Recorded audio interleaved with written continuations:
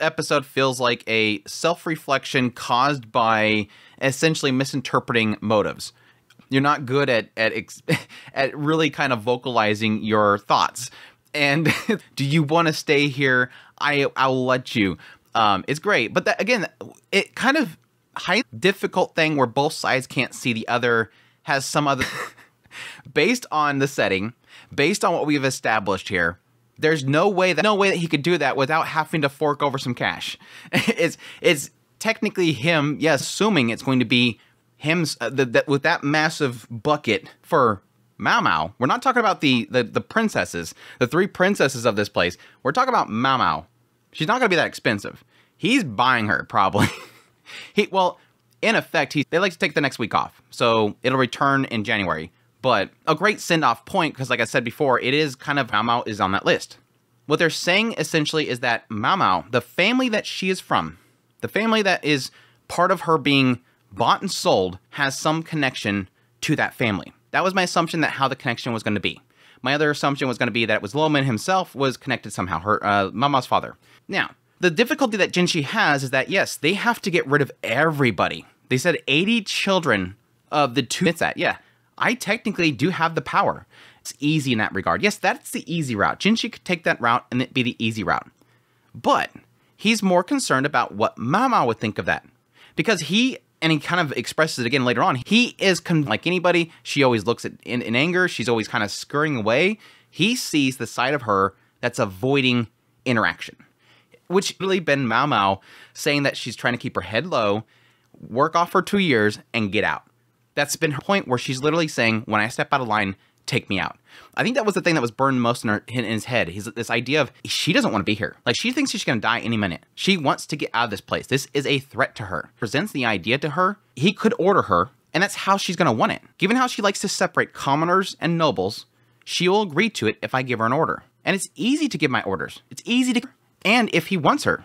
It's a great little dynamic they're kind of creating there. And as controversial as it is, yes, in the end, despite the fact that the end of the episode is probably going to create a bunch of controversy around Jinshi's character and the show in general, this is a great part of the story where it's showing that Jinshi has the power, but chooses not to. He gives Mao Mao the option. So when he finally confronts, she's over here panicking because apparently she finds out everybody's laying everybody off, and she's running all over the place trying to find out what the connection is, and if she's going to get laid off. She's like, yeah, technically the people that are on the docket for me are merchants. They could be connected to this Fengbing family. So she's panicking, running everywhere, and eventually finds Jinshi, and he says, yes, what do you want to do? You were on the list. Here's the list. What do you want to do? I'll do whatever you ordered me to do. I am but a pawn. I am but a servant. Her usual statement there. I honestly wasn't really sure how they're going to handle this scene.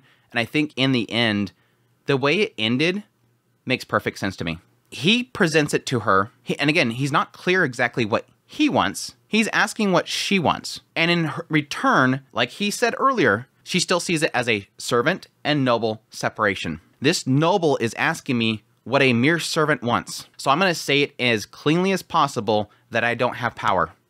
I'll do whatever you wish of me. It's just, like I said, it's such a punch in the face, and I like how Jinshi responds to it. We'll make sure you're compensated. He's not going to force it upon her. And again, it's that misinterpretation. Both sides are misinterpreting each other, but it makes perfect sense to the characters. He doesn't want to force upon her. At the same time, she does not want to step out of line. This is my position. Don't step out of line. Be very respectful. Tell them exactly what they want to hear. And don't exert that you have power. That's essentially what Mao Mao's doing. Don't exert that you have power. If I said, no, I want to stay here, that's what I want as a mere servant. And she can't say that.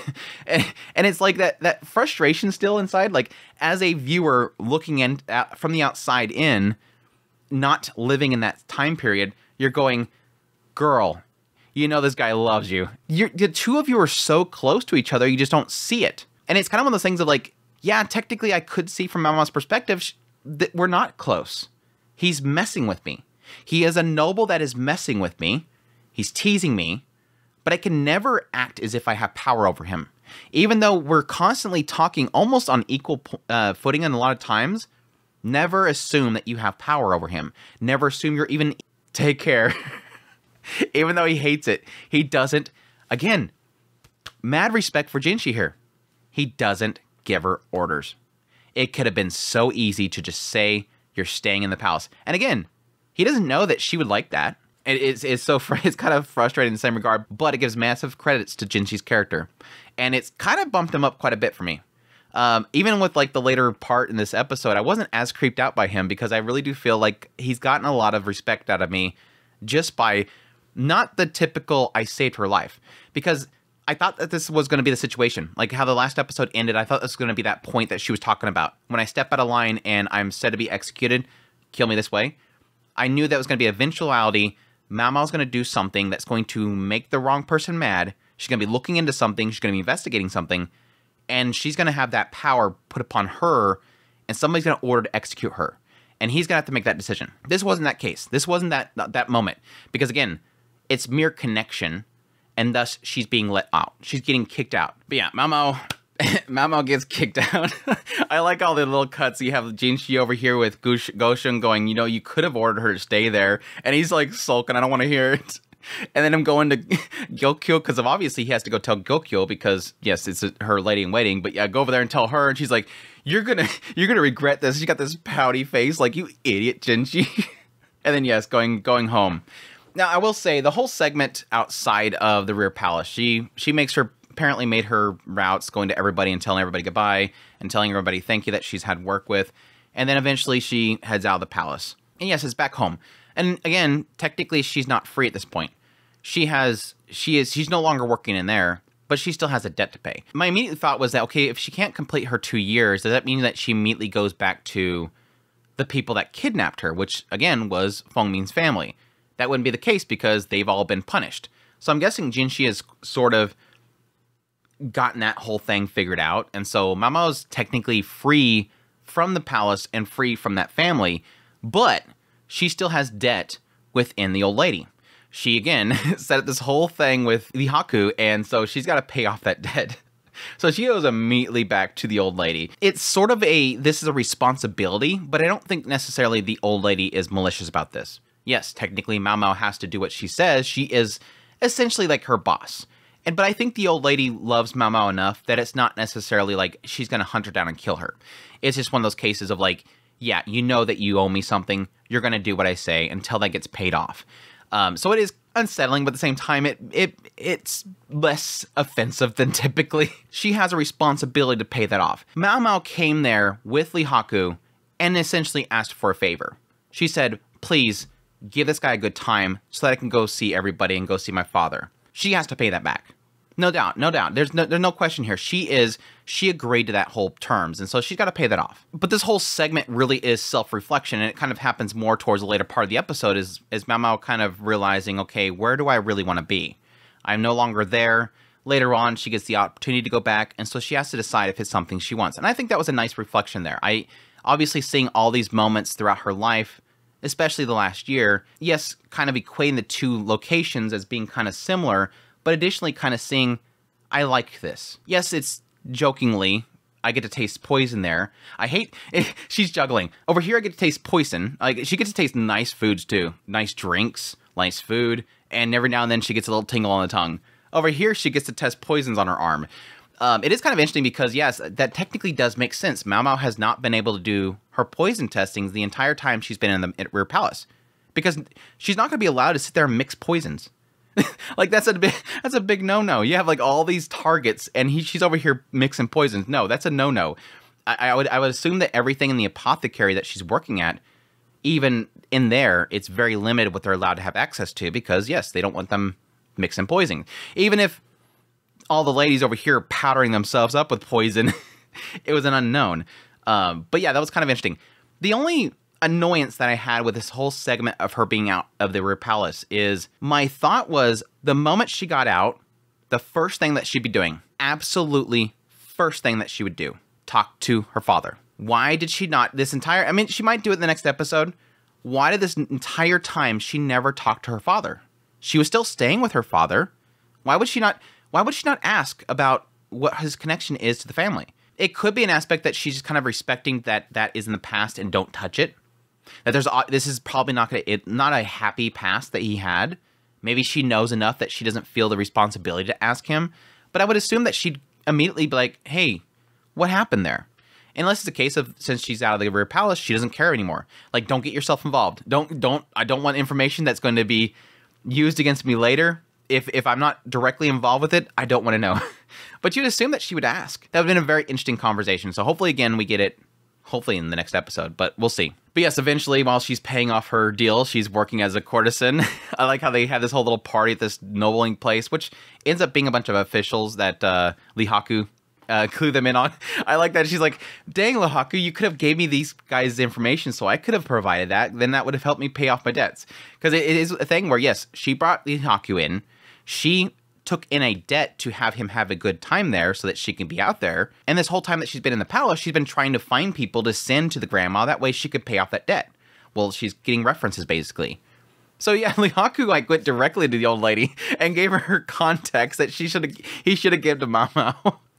It's kind of rough. It's so frustrating having that little brief moment where Mama was like, for some reason, for the past few years, the old lady's insistent on me getting involved with this stuff and being a courtesan. And it's like, I don't know why. And it's like, girl, it's like one of those things where she doesn't realize how beautiful she is. Like, girl, you're beautiful. Like, you want to know why they want you to be a courtesan? And again, I think a lot of that has to do with the fact that she feels like she's inadequate here.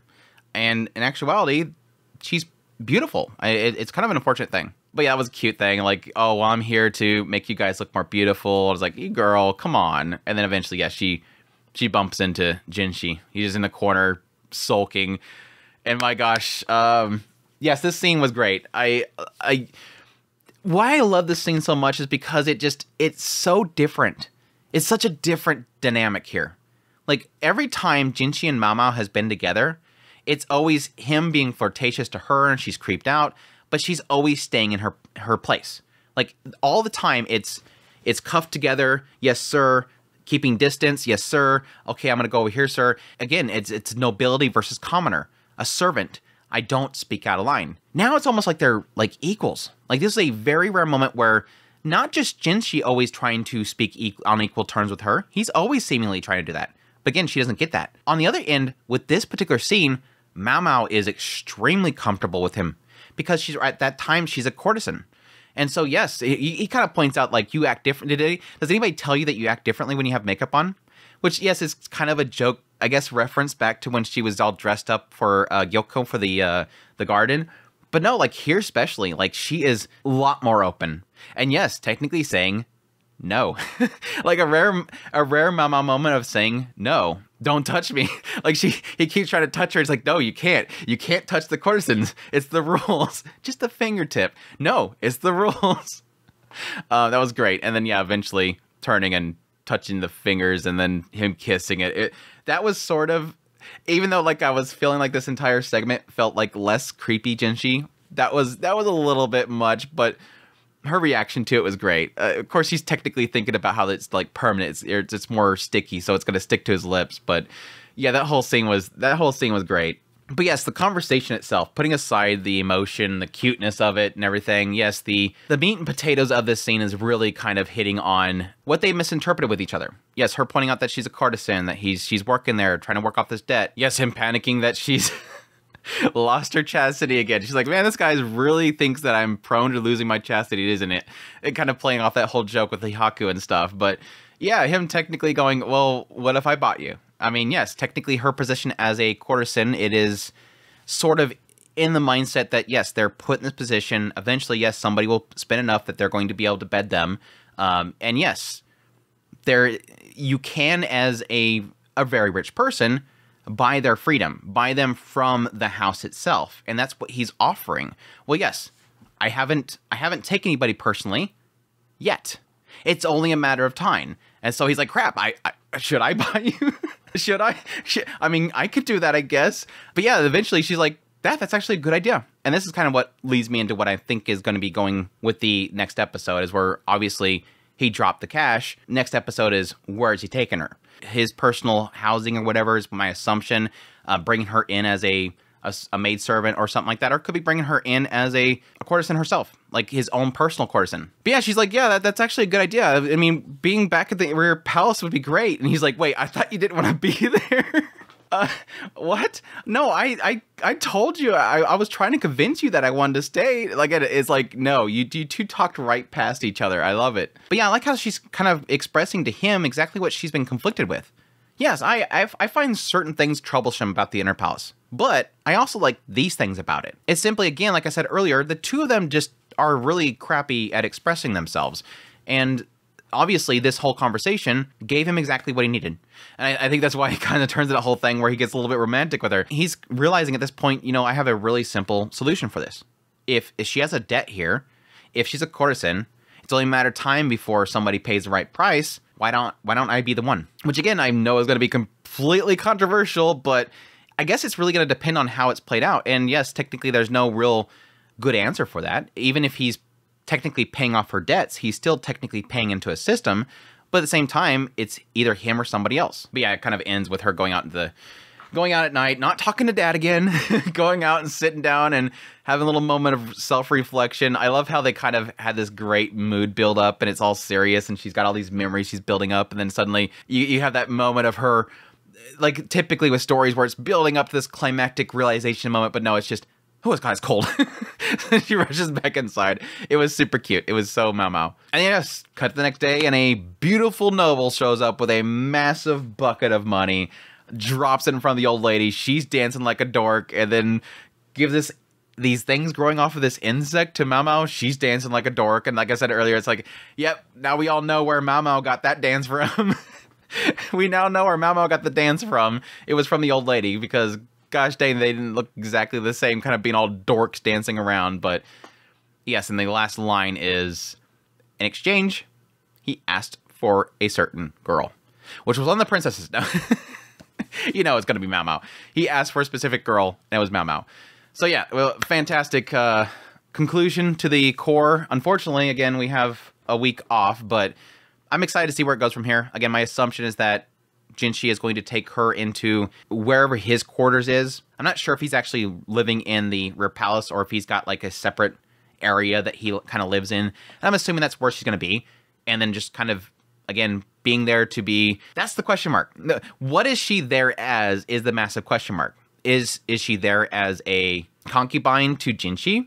Is she there as a maid? Is she there as a servant? I'm assuming she's going to be classified as a servant. But yeah, what is her role going to be there? It's obviously going to be to not be elsewhere. In Jinshi's mind, it's not necessarily a specific position. It's just simply not there, but rather at my side. And I'm sure she's going to be playing her role as working and solving more mysteries, which is going to be fantastic. So, or just as a personal apothecarian. Just give her, if Jinshi really does like her that much, give her that position, give her apothecary in there, and let her do what she wants to do. That's fun. That's the best thing that Jinshi could do. Aries or Farron next week. I'm heartbroken. I'm gonna have to find something to do with my time. But yeah, I definitely love this series. Cannot wait for more. Hope you guys enjoy this impressions video. If you did, make sure that like button down below, comment, let me know what's thought of the episode. Additionally, if you're new to the channel, make sure that subscribe button to get my content and news reviews, first impressions, top list. If it's anime, it's pretty much here. Additionally, if you like this content and you want to support the channel more, I have a Patreon link, tips link, super thanks, membership button down below. Greatly appreciate everybody does. And y'all take care.